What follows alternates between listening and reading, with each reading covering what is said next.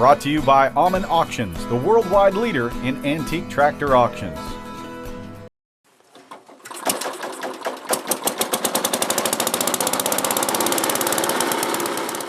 It's a Jaques Mighty Might. It's a 1949 14 model. It was built with some war surplus parts and car parts by an immigrant from, I think, Italy.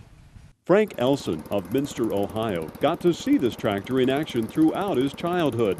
Little did he know that one day he would be lucky enough to own this rare beauty himself. I got it from around the home farm. A neighbor had it for years and worked the garden. I always watched it when I was a young kid, and I always admired it. Then when he was done with it, it was sitting along a fence row, and I ended up buying it from him. The Mighty Might was made by the Jaques Power Saw Company, which started out making saw attachments for other tractor brands, until the day the company's founder decided his property needed a mighty tractor of its own. The founder of the company originally built the tractor. He bought some land in Denison, Texas, and he had no way to clear it of small shrubs and trees. So he built a tractor with a saw blade that laid horizontal, and he'd pull up the trees and cut them off with it. He cleared land with it that way. Then he progressed into all the garden implements and small truck patch farms and plows and everything that came with them, whatever you wanted. Jaques tractors were made in the years just after World War II. The manufacturers decided to make creative use of materials once used for the war effort.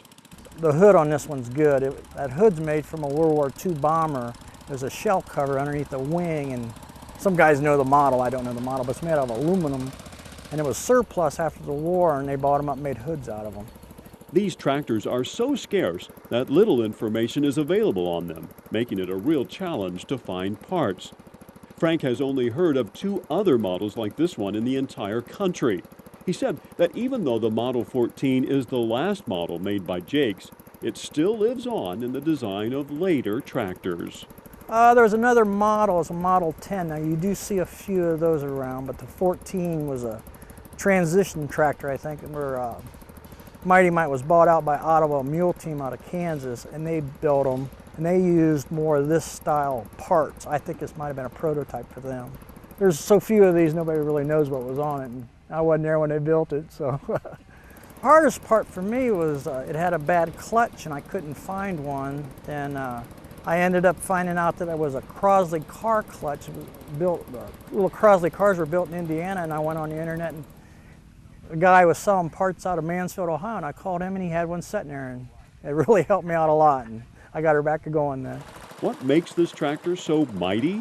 Much of its power comes from its transmission gears, along with parts from a Crosley automobile.